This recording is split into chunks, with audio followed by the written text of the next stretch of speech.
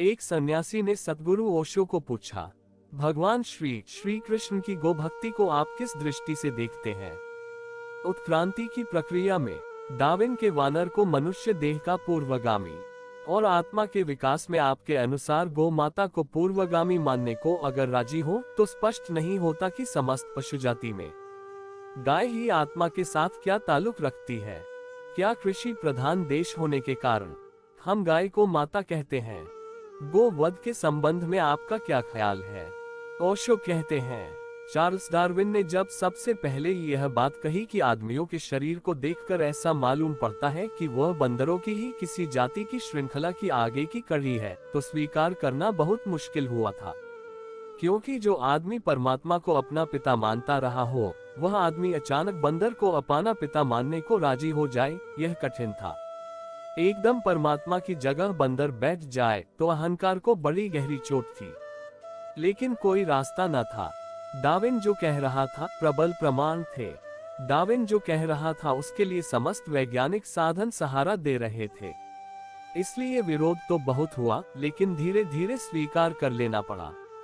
इसके सिवाय कोई रास्ता नहीं था। बंदर के शरीर और आदमी के शरीर में इतनी ही निकटता है, बंदर की बुद्धि और आदमी की बुद्धि में भी इतनी ही निकटता है। बंदर के जीने और होने के ढंग और आदमी के जीने और होने के ढंग में भी इतनी निकटता है कि यह इनकार करना मुश्किल है कि आदमी किसी न किसी रूप में बंदर की कड़ियों से जुड़ा हुआ है। आज भी जब हम रास्ते पर चलते हैं तो हमारे बाएं पैर के साथ दायां हाथ हिलता है। जरूरत नहीं है अब कोई मोशन के लिए, कोई जरूरत नहीं है। आप दोनों हाथ बिल्कुल रोक कर चले तो भी चल सकते हैं। दोनों हाथ कट जाते हैं तो भी आदमी इतनी ही गति से चलता है। लेकिन बाएं पैर के साथ दाएं हाथ का हिलना, डार्विन कहेगा, बंदर जब चारों हाथ पैर से चलता था तब की आदत है, वह छूटती नहीं। वह अभी भी आप जब चलते हैं तो बस उल्टे हाथ के साथ उल्टा पैर जुड़ जाता है। वह चार हाथ पैर से कभी न कभी मनुष्य जाति का कोई पूर्वज चलता रहा है, अन्यथा इसका कोई कारण नहीं है। जहाँ बंदर की पूंछ है वहाँ वह अभी खाली जगह हमारे पास है, सबके पास है। जहाँ पूंछ होनी चाहिए थी लेकिन अब है नहीं, वह हड्डी जहाँ पूंछ जुड़ी होनी चाहिए थी, वह लिंकेज हमारे शरीर में है। पूंछ तो नहीं है लेकिन वह लिंकेज है। वह खबर देती है कि कभी पूंछ रही होगी। इस लिहाज से हनुमान बड़े कीमती आदमी है। डार्विन को कुछ पता नहीं था हनुमान का, नहीं तो बड़ा प्रसन्न होता। अगर उसको हनुमान का पता चलता तो वह बड़ा प्रसन्न होता, क्योंकि हनुमान का बंदर होना ऐसा मालूम पड़ता है कि हनुमान उस बीच कड़ी के आदमी होंगे जब वह पूरे बंदर भी नहीं रह गए थे, पूरे आदमी भी नहीं हो गए थे। कहीं लिंकेज बीच की होनी चाहिए। हाँ, ट्रांजिटरी पीरियड के आदमी होने चाहिए, क्योंकि बंदर एकदम से आदमी नहीं हो गए होंगे। लाखों साल तक बंदर आदमी होते रहे होंगे। कुछ चीजें गिरती गई होंगी, कुछ बढ़ती गई होंगी। लाखों साल में ऐसा हुआ होगा कि कड़ी टूट गई, कुछ बंदर बंदर रह गए और कुछ आदमी हो गए और बीच का हिस्सा गिर गया। वह जो बीच का हिस्सा गिर गया, हनुमान उसी के कहीं ना कहीं प्रतीक है। वह जो बीच का हिस्सा अब उपलब्ध नहीं है, उसको खोजा जा रहा है बहुत, और सारी जमीन पर हजार तरह की, लाख तरह की खोजें चलती हैं कि हम उस बीच की कड़ी की हड्डियों को खोज लें जो आदमी और बंदर के बीच में रही होंगी। हनुमान की हड्डियां कहीं मिल जाए तो काम आ सकती हैं। डार्विन ने जब यह कहा तो कठिन हुआ था, लेकिन धीरे धीरे स्वीकृत हुआ, क्योंकि प्रमाण प्रबल थे और पक्ष में थे। मैं एक दूसरी बात भी कहता हूँ, और वह मैं यह कहता हूँ कि आदमी के शरीर का जहाँ तक विकास है, आदमी का शरीर बंदर के विकास की अगली कड़ी है, लेकिन जहाँ तक आदमी की आत्मा का संबंध है, वहाँ तक आदमी की आत्मा गाय की आत्मा की अगली कड़ी है। आदमी के पास आत्मा की जो यात्रा है वह तो गाय से होकर आई है, और शरीर की जो यात्रा है वह बंदर से होकर आई है। निश्चित ही जैसे प्रमाण डार्विन बंदर से आदमी होने के लिए जुटा सकता है, ठीक वैसे प्रमाण इस बात के लिए नहीं जुटाए जा सकते, लेकिन दूसरे तरह के प्रमाण जुटाए जा सकते हैं। गाय को मां कहने का कारण सिर्फ कृषि करने वाला देश नहीं है, क्योंकि बैल को हमने पिता नहीं कहा। गाय को मां कहने का कारण सिर्फ गाय की कृषि प्रधान देश में उपादेयता और उपयोगिता मात्र नहीं है। अगर यह सिर्फ उपादेयता होती तो उपादेय चीजों को हम मां नहीं बना लेते हैं। कोई कारण नहीं है।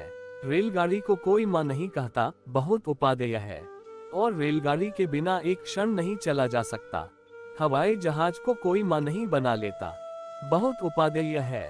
दुनिया में उपादेय के लिए कुछ न कुछ रही है, जिनकी यूटिलिटी रही है, लेकिन जिस चीज की यूटिलिटी हो उसको मां कहने का क्या संबंध है?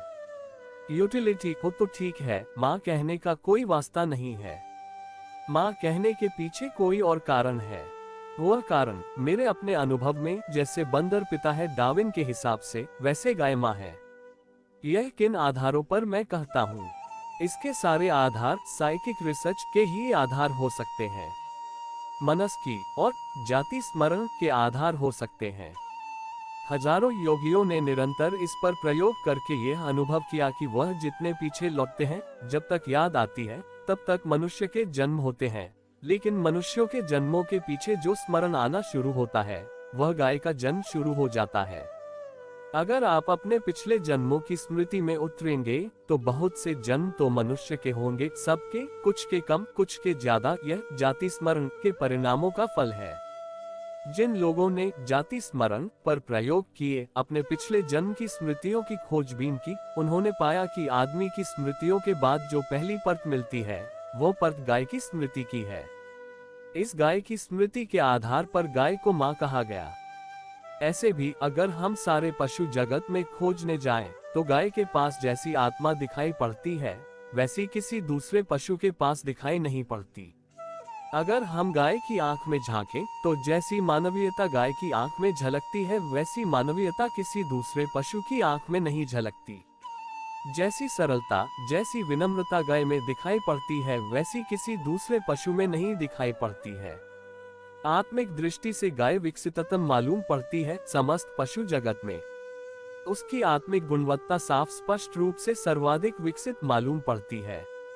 उसका यह जो विकसित होना है, यह भी प्रमाण बन सकता है, ख्याल दे सकता है कि अगला चरण गाय का जो होगा, वह आत्मिक छलांग का होगा। बंदर की अगर हम शारीरिक बेचैनी समझें, तो हमें ख्याल में आ सकता है कि यह जल्दी अपने शरीर के बाहर छलांग लगाएगा। यह रुक नहीं सकता, यह इसी शरीर से राजी नहीं हो सकता।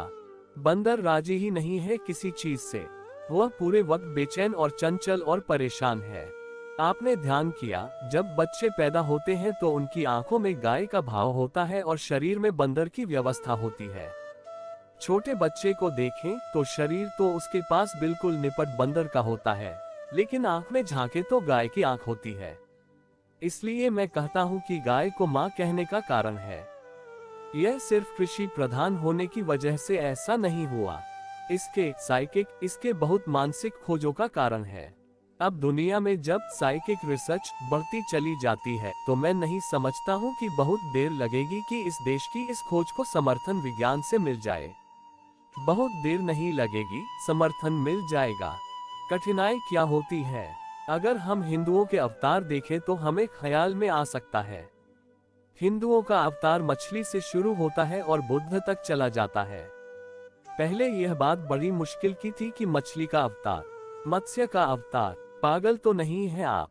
लेकिन अब जब विज्ञान और जीवशास्त्र कहता है कि जीवन का पहला अस्तित्व मछली से शुरू हुआ, तब हमें बड़ी मुश्किल पड़ जाती है। अब आज मजाक नहीं उड़ा सकते इस बात का। आज इस बात का मजाक उड़ाना मुश्किल हो गया, क्योंकि विज्ञान कहने लगा। और विज्ञान की कुछ ऐसी छाप है हमारे मन पर कि फिर हम मजाक नहीं उड़ा सकते। विज्ञान कहता है कि मछली ही शायद पहला जीवन का विकसित रूप है। फिर मछली से ही सारा विकास हुआ।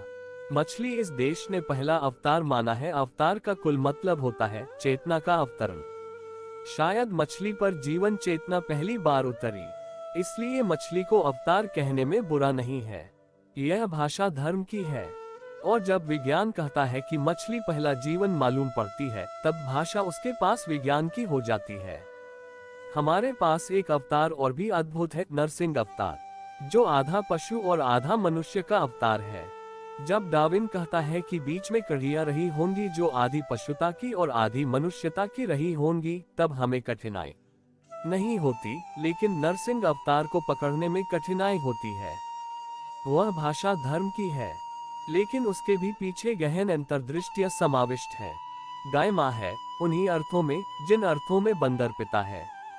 और डार्विन ने फिक्र की शरीर की, क्योंकि पश्चिम शरीर की चिंता में संलग्न है। इस देश ने फिक्र की आत्मा की, क्योंकि यह देश आत्मा की चिंता में संलग्न है। इस देश को इसकी बहुत फिक्र नहीं रही कि शरीर कहाँ से आता है, कहीं से भी आता हो, लेकिन आत्मा कहाँ से आती है यह हम जरूर जानना चाहते रहे हैं। इसलिए हमारी एम्फेसिस शरीर के विकास पर न होकर आत्मा के विकास पर गई है।